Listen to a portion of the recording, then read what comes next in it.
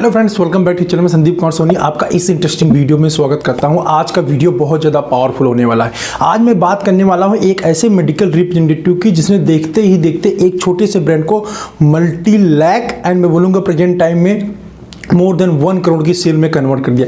एक single brand, जी हाँ friend, एक सिंगल ब्रांड जो प्रेजेंट टाइम में मोर देन 1 करोड़ का सेल होता है। और ये बहुत बड़ी कंपनी की मैं आज बात करने वाला नहीं है, बहुत स्मॉल कंपनी की बात करने वाला हूँ और एक मेडिकल रिप्रेजेंटेटिव के पावर की बात करने वाला हूँ कि अगर आपके अंदर डेडिकेशन है, आपके अंदर कंसिस्टेंसी है और आपकी इच्छा शक्ति आपके साथ दे रही है तो आप कुछ भी कर सकते हैं अपने लाइफ के अंदर। प्रॉब्लम क्या है हमारी फर्टर्निटी के अंदर?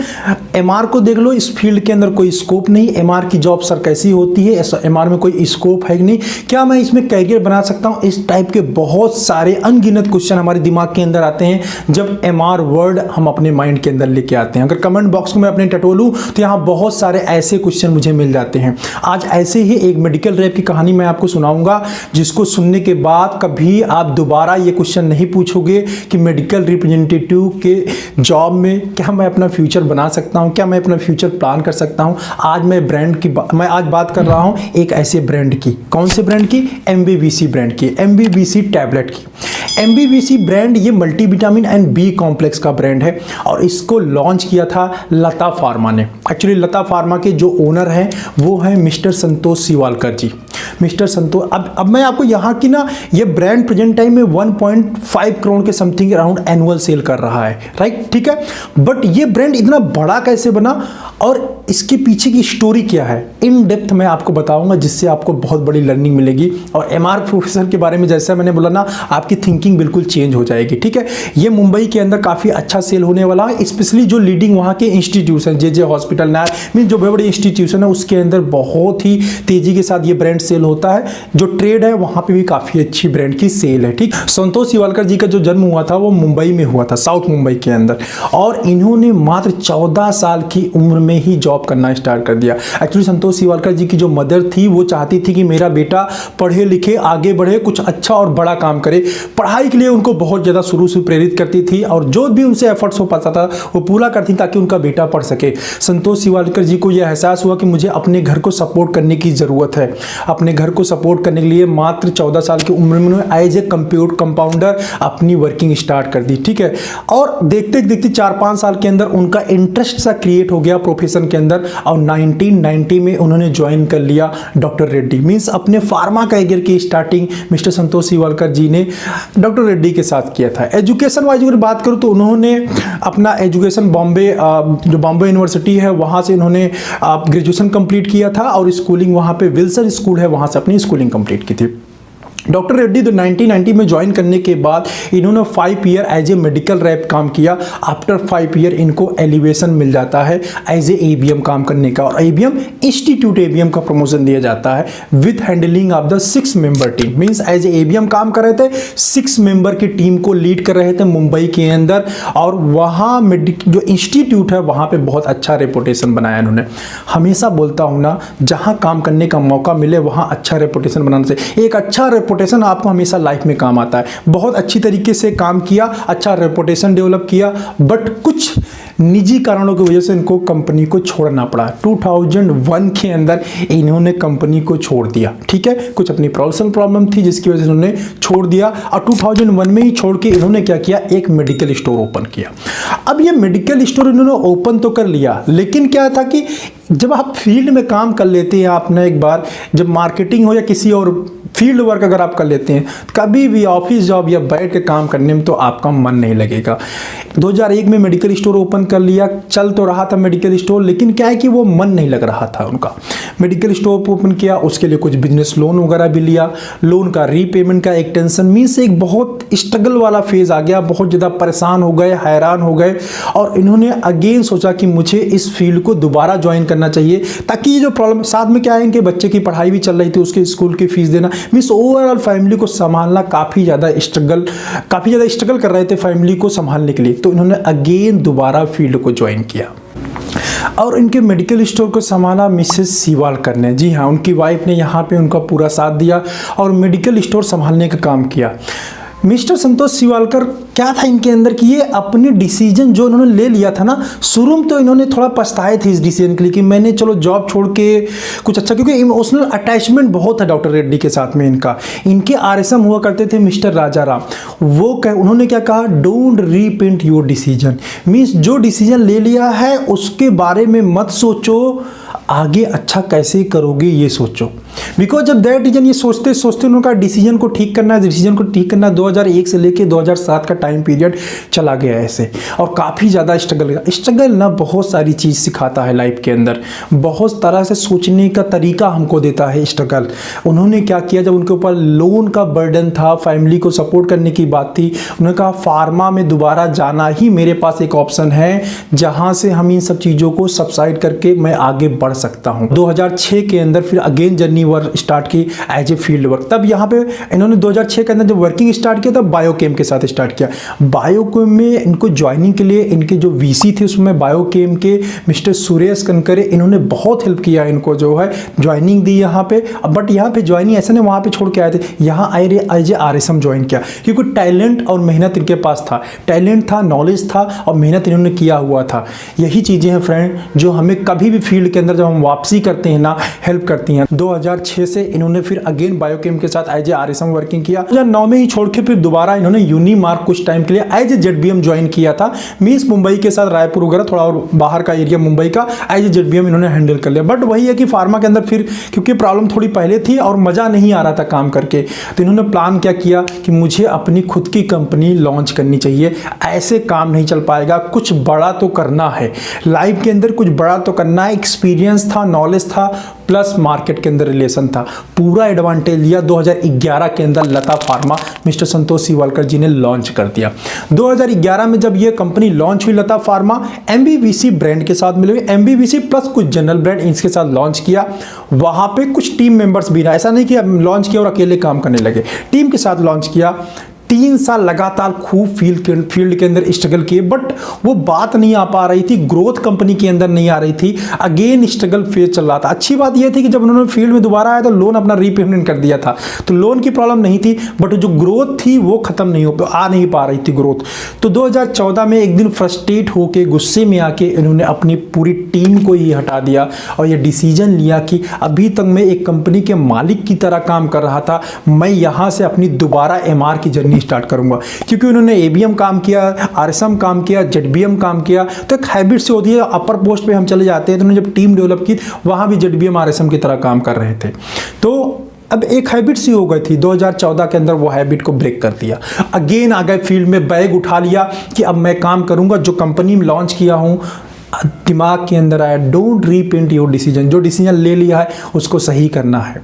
2014 के अंदर बैग उठा लिया और स्टार्ट कर दिया वर्किंग। पावर क्या थी उनके पास में, इंस्टीट्यूट सेल करने का जबरदस्त पावर था, रिलेशन था उसके पास, उनके पास में। उन्होंने मिस्टर संतोष शिवालकर जी ने अपनी उस पावर का, उस स्ट्रेंथ का अब यूज किया। मैं हमेशा अपने वीडियोज के अंदर बोलता हूँ जो आपकी स्ट्रेंथ है ना उसको यूज करो, उसको यूज करोगे तो आप हमेशा बेनिफिट में रहोगे। अपने स्ट्रेंथ को यूज किया, इंस्टीट्यूट के अंदर गए, इंस्टीट्यूट के अंदर गए और सिर्फ गए ही नहीं, वार्ड में गए, रिमाइंडर लगाए। जो हॉस्टल होते हैं जहाँ पे डॉक्टर्स रहते हैं, आपने देखा होगा, जो इंस्टीट्यूट होते हैं, मेडिकल कॉलेज होते हैं, आप वहां पे हॉस्टल में जाके डॉक्टर से मिल सकते हैं, वहां विजिट किया उनके साथ, ओपीडी में जाके मिले, सुबह रिमाइंडर लगाया। ठीक है, जहां जहां पॉसिबिलिटीज थी डॉक्टर्स को मिलके रिमाइंडर लगाया, ब्रांड को प्रमोट, थोड़े टाइम के लिए ट्रेड से अपना माइंड हटा लिया, इंस्टीट्यूट के ऊपर फोकस किया, मल्टीपल ब्रांड से माइंड हटा लिया, एक ब्रांड के ऊपर फोकस कर लिया कि एक ब्रांड को इतना बड़ा करूंगा कि जो सारे ब्रांड को ग्रो करके लेके जाएगा। सारे ब्रांड को सबसाइड किया, एक ब्रांड पकड़ा एमवीवीसी, और एमवीवीसी के ऊपर लग गए, सेल ग्रो करने लगी, मल्टीफोल्ड ग्रो करने लगा। 2014 के अंदर 2 लाख की सेल थी, 2015 के अंदर सेल इंक्रीज हुई मल्टीफील्ड, 2017 के अंदर ये जो 2 लाख की सेल 2014 में थी ना, 2 लाख की सेल को 50 लाख की सेल में कन्वर्ट कर दिया, अपने वर्क हार्ड से, अपने मेहनत के साथ में। फिर अगेन धीरे धीरे टीम मेंबर्स को जोड़ना शुरू किया। अब एक बेस था, एक स्ट्रेंथ था, और सबसे बड़ी बात 2 से जब 50 पहुंचाना, एक पॉजिटिव थिंकिंग थी। जो अभी पॉजिटिव थिंकिंग पहले थी और बहुत ज़्यादा स्ट्रांग हो चुकी थी। 2017 के अंदर 50 लाख जब उन्होंने सेल किया, 2018 2018 के अंदर ही अपने बेटे को एज ए CEO कंपनी के अंदर इंट्रोड्यूस किया। 2018 के अंदर मिस्टर विघ्नेश संतोष शिवालकर ने कंपनी को ज्वाइन किया एज ए CEO और कंपनी के अंदर न्यू चेंजेस लेके आए। अभी तक संतोष शिवालकर जी जो चेंज थे अपने स्टाइल से चल रहे थे, अभी उनका दिमाग तो था ही, उनका माइंडसेट था ही, एक न्यू माइंडसेट आया। संतोष विघ्नेश को ज्वाइन करने से फायदा क्या हुआ कंपनी को? एक्चुअली क्या था, मिस्टर संतोष शिवालकर ने एक और बहुत अच्छी बात की थी। जब वो वर्क कर रहे थे साथ में, जब वो स्टडी कर रहा था विघ्नेश, उसी समय उसको ट्रेनिंग भी देते थे, कैसे वर्किंग होती है, कैसे फील्ड फोर्स को कंट्रोल किया जाता है, कहाँ सेल होता है, उसको अपने वर्क में थोड़ा थोड़ा इनरोल करते। इससे बेनिफिट क्या हुआ, जब विघ्नेश ने कंपनी को ज्वाइन किया तब उसको कुछ बताने या सिखाने की जरूरत नहीं पड़ी कंपनी में कैसे कैसे क्या होना है।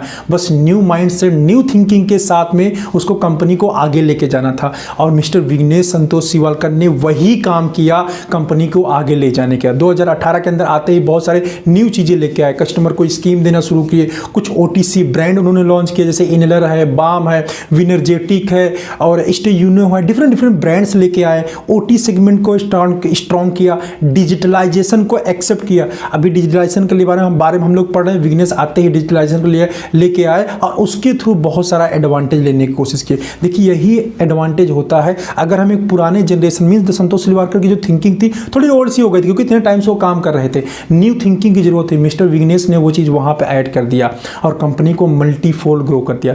2020 के अंदर जहाँ कोविड जैसी इतनी बड़ी प्रॉब्लम हमारे देश के अंदर थी, लोग बहुत ज़्यादा सेल के लिए प्रॉब्लम में थे और डिफरेंट प्रॉब्लम में थे।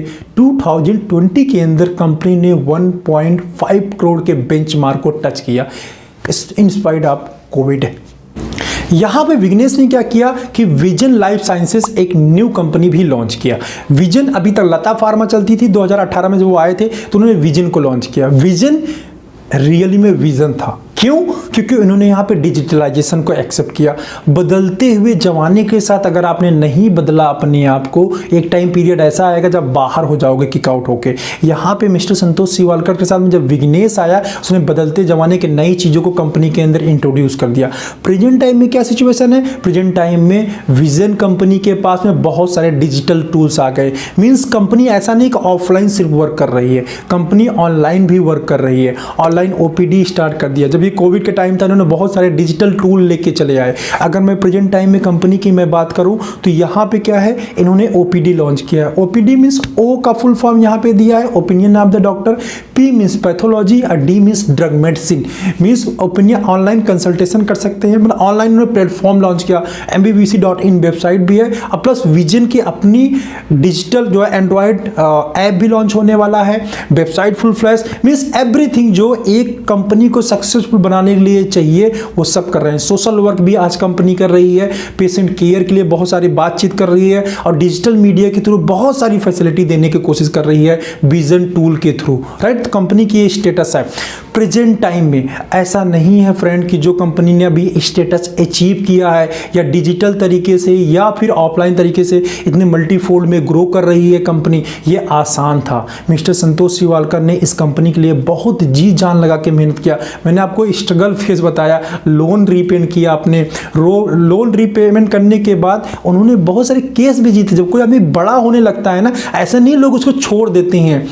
कॉपीराइट के बहुत सारे केस हुए, ठीक है। बहुत सारे दूसरे लोकल ब्रांड्स ने सेम कॉपी बनाने की कोशिश किया। उन्होंने उनके जो वकील एडवोकेट राजेश पाटिल, उनके साथ 2015 में एंड 2018 के अंदर 2 केस भी जीते। किसके? कॉपीराइट के।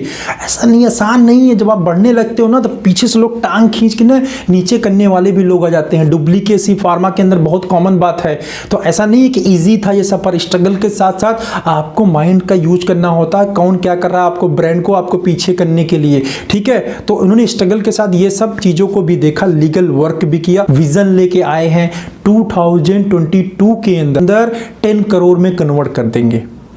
ये विजन अभी विजन लाइफ साइंसेस का है कि 2 साल के अंदर, आने वाले 2021 चल रहा है, 2022 के अंदर इसको 10 करोड़ की कंपनी को बना देना है। आने वाले टाइम के अंदर कंपनी बहुत सारे प्रोडक्ट्स लेके आने वाली है और बहुत सारी आप लोगों के लिए भी अपॉर्चुनिटीज लेके आने वाली है। उस अपॉर्चुनिटीज कौन कौन सी आपको विजन के साथ मिलेगा, हो सकता है मेरे जब भी मैं एक दोबारा कोई केस स्टडी बनाऊंगा या कभी जो है बातचीत होगी तो लॉन्च करूंगा, शायद में भी पीसीडी के साथ में बहुत जल्दी मिलेगा। साथ ही साथ डिजिटल टूल बहुत सारे मिलेंगे जो पेशेंट के हेल्प लिए होंगे, ऑनलाइन कंसल्टेशन के रूप में हो सकता है, पैथोलॉजी जो टेस्ट है वो डिस्काउंट रेट पे मिल जाते हैं और बहुत सारे डिजिटल टूल जिससे एक पेशेंट को हेल्प मिल सकता है। ओटीजी सेगमेंट को उन्होंने अपना बड़ा करने में कंटिन्यूसली लगे हैं। देखो कंपनी के साथ क्या है कि अभी आने वाले टाइम के अंदर कभी कोविड जैसा दोबारा सिचुएशन आया ना, तो जो कंपनी ओटीसी सेगमेंट को बड़ा करके लेके जाएगी वो ज़्यादा फायदे में जाएगी। राइट टाइम पे राइट स्ट्रेटजी का इंप्लीमेंटेशन इसका जीता जागता है। एग्जाम्पल है vision life science, right time पे राइट डिसीजन लिया गया। तो इस तरीके से फ्रेंड ये कंपनी MVVC ब्रांड को, एक स्मॉल सी कंपनी ने MVVC जैसे ब्रांड को मोर देन 1 करोड़ में सेल करती। हाँ, मैं रेवेन्यू नहीं बताया है MVVC का, ये जो टोटल सेल है ना, इसमें 85% सेल जो है 1.5 करोड़ जो मैं आपको बता रहा हूँ, 85% सेल तो ओनली MVVC करता है।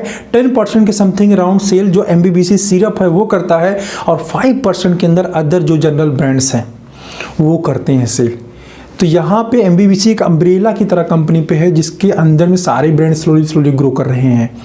तो यहाँ पे हमें सीख क्या मिलती है, कौन सी लर्निंग हमें यहाँ पे लेना चाहिए MVVC से, या फिर मैं बोलूँ संतोष शिवालकर जी की ये लाइफ चेंजिंग स्टोरी से। सबसे पहली जो लर्निंग यहाँ पे मिलती है, don't change the goal, change the way. अपने गोल को मत बदलो, गोल को अचीव करने के तरीके को बदलो, गोल तभी अचीव कर पाओगे। सेकंड, आप क्या हो ये मायने नहीं रखता, आप क्या सोचते हो वो मायने रखता है।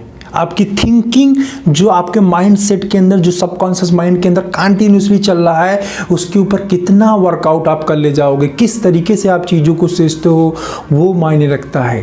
थर्ड, विजनरी होना बहुत ज़्यादा ज़रूरी है। अगर विज़न नहीं है ब्रेन के अंदर, कुछ नहीं होने वाला है। विज़न आपका क्लियर होना चाहिए, विज़न बड़ा होना चाहिए और उस विज़न तक पहुंचने के लिए रोड मैप प्रिपेयर होना चाहिए। और प्रिपेयर कैसे होंगे, छोटे छोटे स्टेप्स लेके, छोटे छोटे स्टेप्स लेके आप विजन को, अपने गोल को अचीव करने। विजन बनाया हुआ है तो देन आप स्मॉल स्टेप से उसको अचीव कर सकते हैं। नेक्स्ट लर्निंग कौन सी मिलती है इससे, वर्क हार्ड, स्ट्रगल करना पड़ता है। अगर आपको बड़ा कोई विजन लेके चले हैं, कोई गोल लेके चले हैं तो हार्ड वर्क से मत डरिए। मिस्टर संतोष शिवालकर ने बहुत वर्क हार्ड किया, केस भी जीता। इंस्टीट्यूट के अंदर मैंने जब को आपको बताया कि कैसे कैसे वार्ड से लेके हर जगह रिमाइंडर कार्ड लगाया, डॉक्टरों को पीछे पड़े, डॉक्टरों से बात किया, प्रिस्क्रिप्शन को जनरेट कराया। आसान नहीं था फ्रेंड, स्ट्रगल करना पड़ता है। तो हार्ड वर्क से पीछे मत हटिए अगर आप कोई बड़ा गोल लेके चलते हैं। नेक्स्ट लर्निंग कौन सी मिलती है यहाँ से, न्यू मार्केटिंग स्ट्रेटजी को ऐड करिए। ऐसा नहीं है कि आप जो कुछ सोच रहे हैं वैसा ही होगा। न्यू थिंकिंग, न्यू जो चेंजेस आ रहे हैं मार्केट के अंदर, नया जो एरिया निकल के आ रहा है जहां अपने ब्रांड को आप सेल कर सकते हैं, जहां अपने वर्क को आप एक्सपेंड कर सकते हैं। Accept it, learn it, learn करो, एक्सेप्ट करो और वहाँ पे भी बिजनेस को एक्सपेंड करो। ये 5 लर्निंग थी इस केस स्टडी से जो बहुत क्लियर हो गई होगी आपको। और मैं उम्मीद करता हूँ आप दोबारा नहीं पूछोगे कि as a medical rep work करने के बाद क्या हमारा कैरियर सेफ है या नहीं, या मैं अपने कैरियर को बड़ा कर सकता हूँ या नहीं, या फिर एज ए मेडिकल रिप्रेजेंटेटिव क्या मेरा फ्यूचर है या नहीं है। ठीक है, बस इस वीडियो में इतना ही। उम्मीद करता हूँ आपको ये वीडियो अच्छा लगा होगा। अगर अच्छा लगा, लर्निंग मिला तो एक लाइक कर देना यार, काफ़ी अच्छा लगेगा। और अब कौन सी बात आपको इस पूरी स्टोरी के अंदर, केस स्टडी के अंदर आपको अच्छी लगी, मुझे कमेंट करके बताना।